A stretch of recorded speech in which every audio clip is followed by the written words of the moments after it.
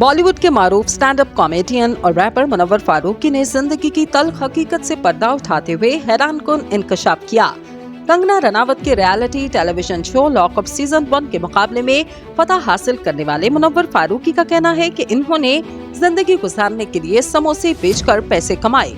मुनव्वर ने माजी का हवाला देते हुए कहा कि घर के अखराजात को पूरा करने के लिए और वालिद के कर्जों का बोझ कम करने के लिए तालीम को खैराबाद कहा और समोसे बेचना शुरू कर दिए। मुनव्वर ने माजी को याद करते हुए बताया कि इनके वालिद का एक रेस्टोरेंट था जिसमें शदीद माली नुकसान हुआ और कर्जों के बोझ तले दब गए।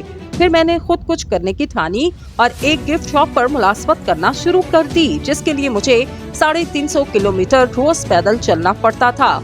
गुर्बत के लम्हात को याद करते हुए उन्होंने मजीद कहा कि कुछ अरसे के बाद फिर मेरी वालिदा और दादी ने घर पर समोसे बनाने शुरू किए, जिसे मैं घर के बाहर एक छोटा सा स्टॉल लगाकर बेचा करता था।